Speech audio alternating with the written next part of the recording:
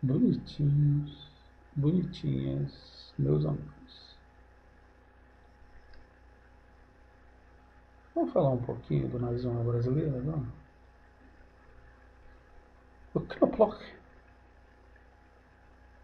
deu uma pincelada bem acabada sobre isso ao chamar a deputada Dani Monteiro de Chiquitita. Por causa da roupa dela, que é uma roupa comum. E ainda até naquela do Mulheres de Vestido, amigo. Condiz com o parlamento. Palitozinho condiz com o parlamento. Que é nada que se deva reparar na postura dela como parlamentar. E como ela diz, ela está no parlamento para discutir ideias. E estar no parlamento é uma questão transitória. Mandato é uma coisa que dura 4 anos, pode ser renovado, mas ele começa e termina. Foi a primeira vez que a visão elitista deu sua carinha no Brasil? Não. Não. Quando o neto do Lula faleceu, a senhorita Stritzer, que hoje faz vaquinha na internet para pagar uma indenização, comemorou a morte de uma criança de 7 anos em razão da política. A minha formação humanista, isso é desumano. E, gente, dentro dessa bolha, precisa rever muitos conceitos para ser uma pessoa digna de conviver.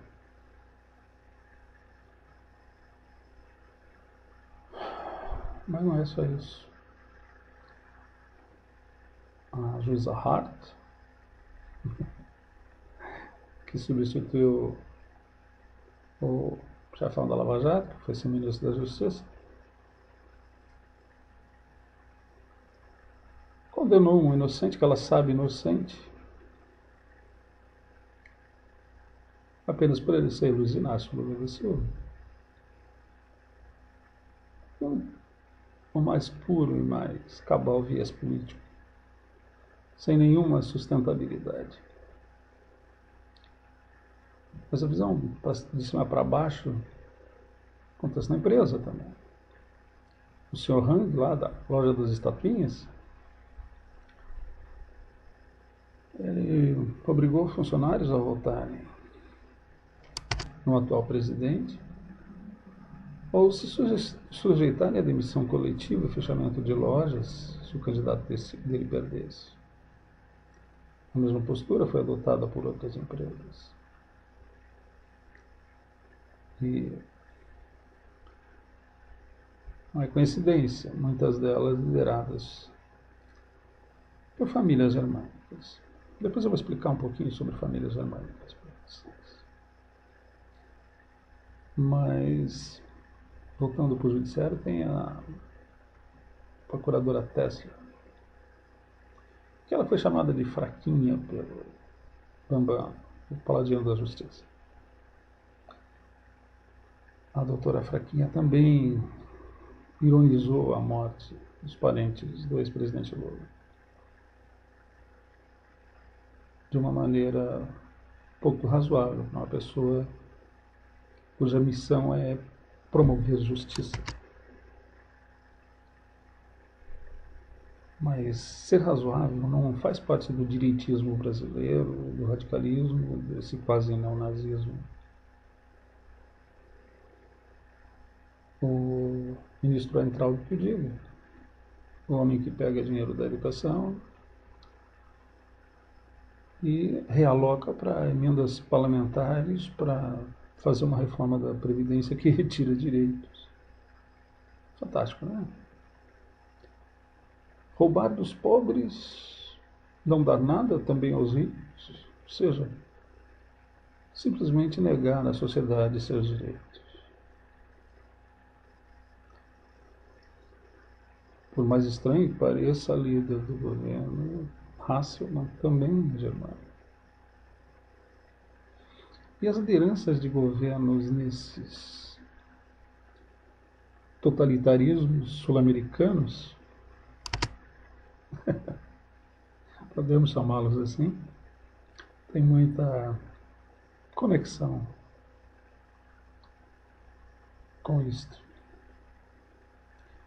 A Dilma é a plagiadora maior do país, aquela que copia os jornalistas, então não os remunera pelos textos, não cita a fonte e tenta não, ofere lucro com isso, lucro e influência. Outra que ofere lucro e influência é a senhora Wolf Moro, acusada de envolvimento no escândalo das APAES, teria rendido 450 milhões de reais.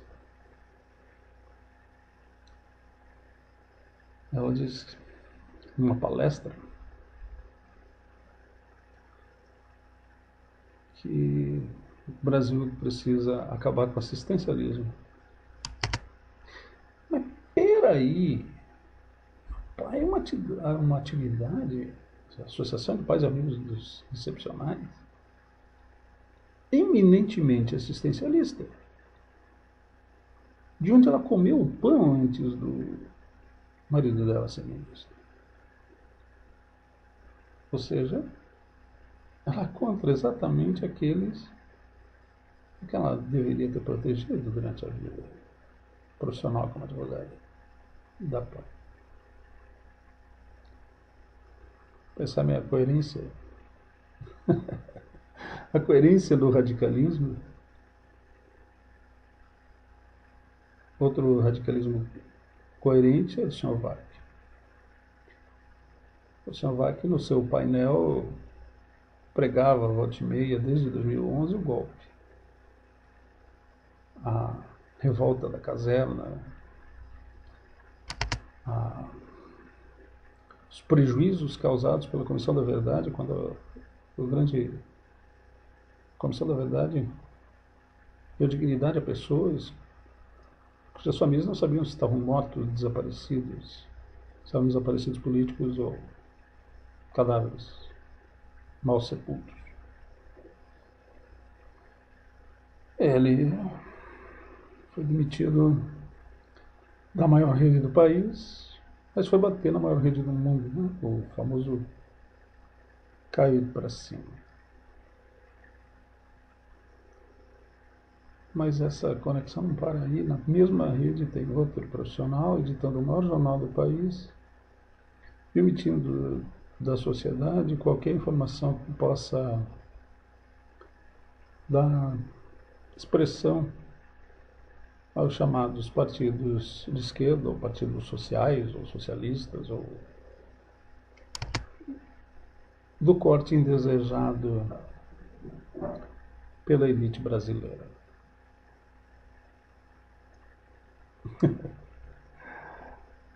E isso,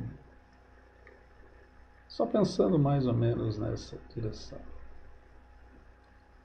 Mas voltando para o judiciário, você acaba encontrando Poulsen e Laus, os homens que ampliaram as condenações do ex-presidente Luiz Inácio Lula da Silva para ele não sair da cadeia e não poder disputar as eleições no ano passado. Uma orquestração. Mas essas pessoas, Poulsen e Laus, já tinham dado razão ao senhor Spohr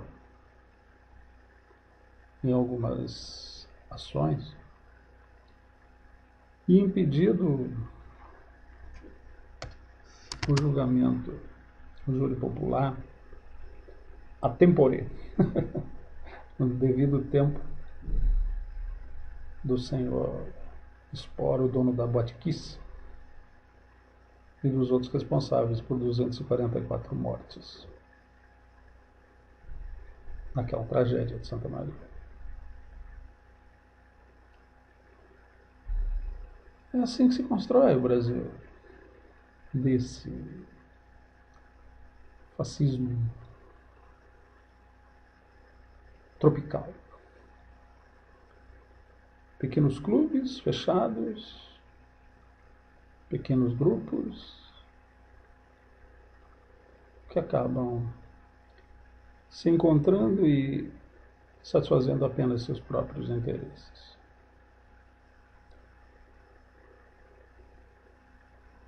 Mas não. Vou pensar direitinho. O ex-presidente Collor tinha como ministro o senhor Stefanos, que depois foi ministro até de Lula. O senhor Stefanos, entre Lula e Collor, foi presidente do Banestado. O dinheiro do senhor Bonalza. Deu sustentação para o senhor Collor.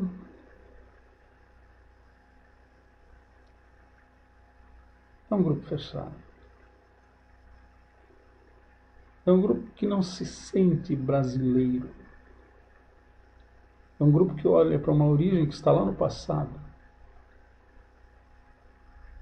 e que não é capaz de assumir que este país onde vivemos é uma das maiores potências do mundo.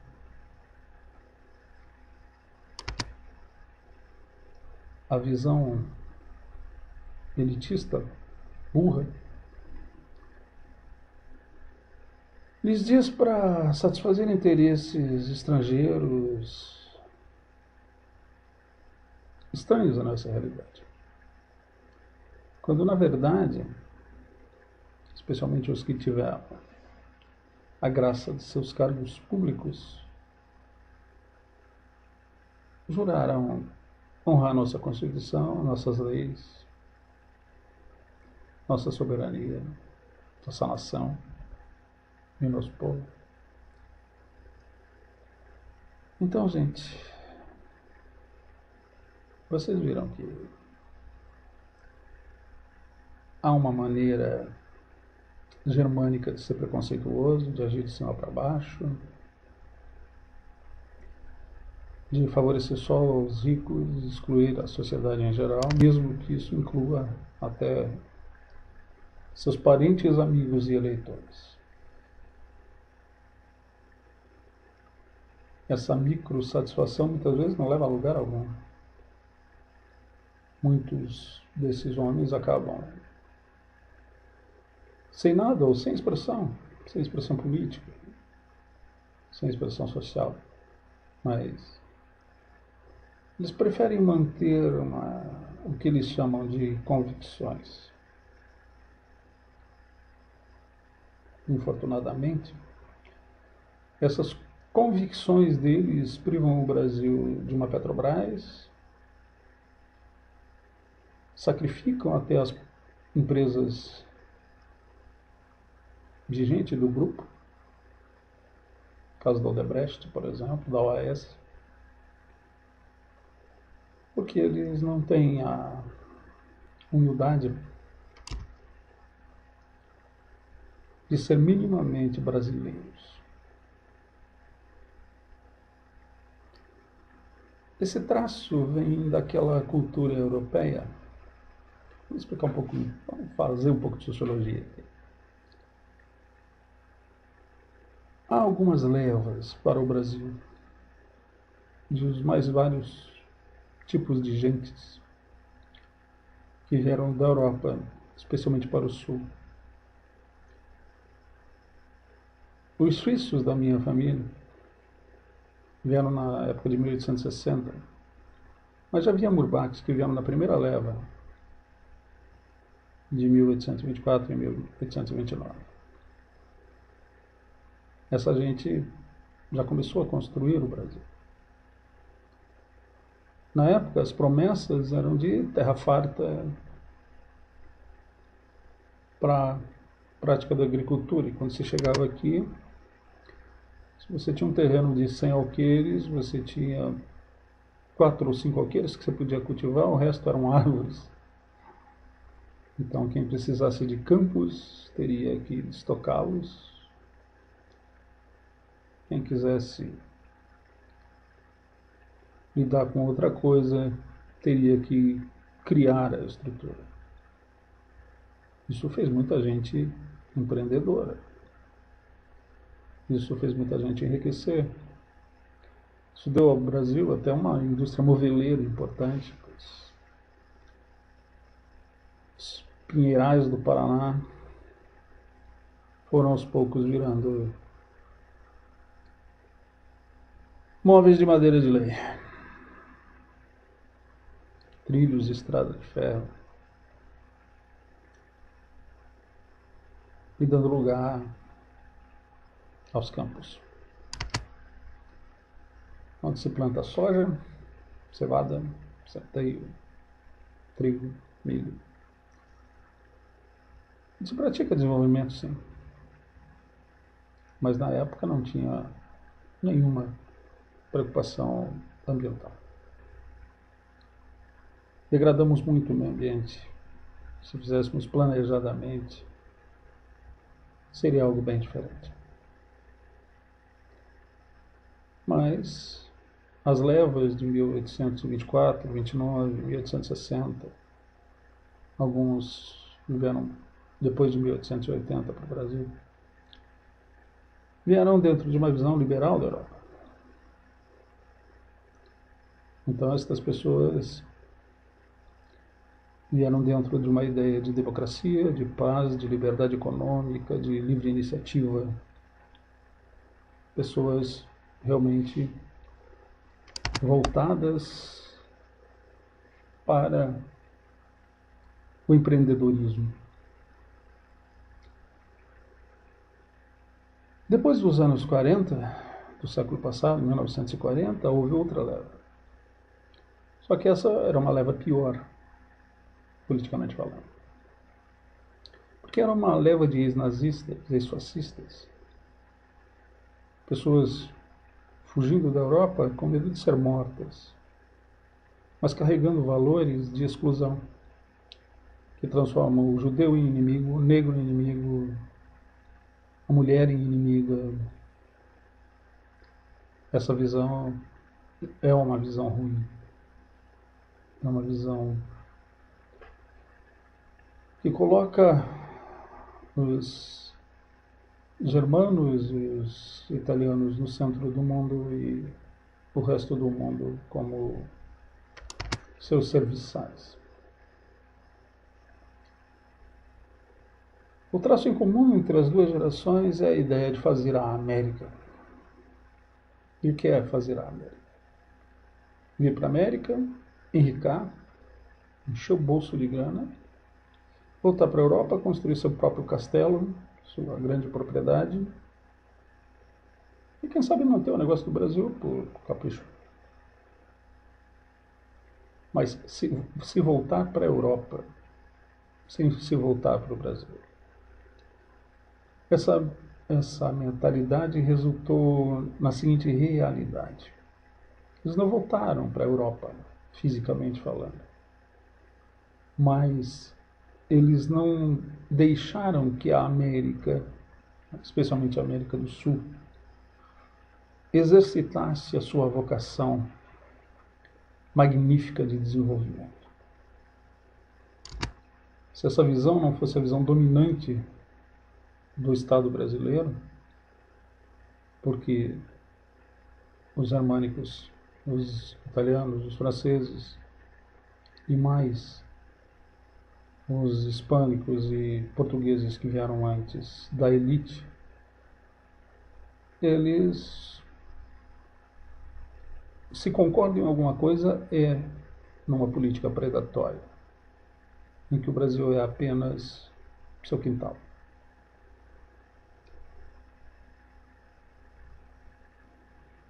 É preciso quebrar esse radicalismo. É preciso fazer essas pessoas acordarem que não. Elas não moram na Alemanha, elas não falam alemão, elas não falam francês, elas não falam italiano.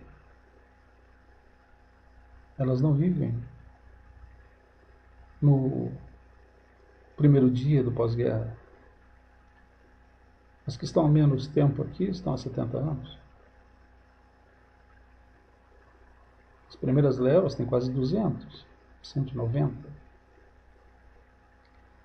Não é mais justificável que se queira, entre aspas, fazer a América. É preciso fazer da América a pátria desse desenvolvimento, a nação dessa liberdade econômica, o grande esteio do mundo em termos ambientais, culturais, políticos. A Europa tem limites e uma população ínfima se comparada às outras partes do mundo.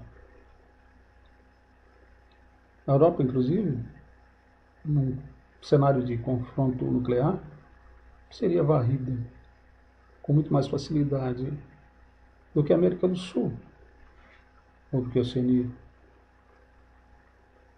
porque uma grande parte dos mísseis está lá, a grande parte dos embates está lá.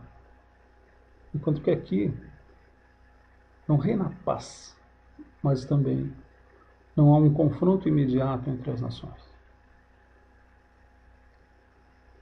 Precisamos sim de uma visão latina, de uma visão americana. Uma doutrina Monroe bolivariana, que funciona assim, gente. América para os americanos, como dizia Monroe, mas não para os americanos só lá do norte, né? Mas América para os americanos livres, libertos por Bolívar, por Martí, por Pedro I, Rosas, Uribe, os grandes lutadores das nossas revoluções e guerras de independência. Nós precisamos, sim, saber quem são os libertadores da América. Nós precisamos de mais Bolívar e de menos Stroessner, e de menos Geisel, e de menos Strutzel, e de menos Traub. Eles não respondem à realidade da construção de uma grande nação. Eles não o querem. Se não o querem, e podem, que vão viver onde acham que realmente cabem enquanto pessoas. Mas sabemos que eles não farão isso. Sabemos que eles roncarão grosso, que eles dirão que são uma família tradicional, que tem seus brasões e tem sua história. Só que eles não estão capacitados a deixar o Brasil. Porque você pode deixar o Brasil fisicamente, mas a nossa liberdade, os nossos costumes, a nossa maneira de ser, de aceitar, de receber as pessoas, você não terá em nenhum outro país do mundo. Você não dirá no Iraque que o presidente de lá é feio, é incômodo. Você não dirá que o rei da Arábia Saudita é um banana. Se você o fizer, você será sumariamente convidado a se retirar se eles estiverem de bom humor. Como opção, você pode ser executado, preso, torturado. Hein? Mas isso é o que o elitismo defende para os outros. Torturar o outro, bater no outro, quebrar o outro. Mas para si, não. Tem a pele bonita. Né? Eu não posso admitir que eu sofro os machucados das minhas más opções. Gente, isso foi 2 minutos para pensar totalitarismos, nazismo racismo.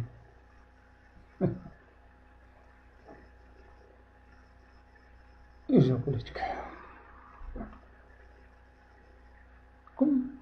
Olha que índice de sociologia que eu adoro.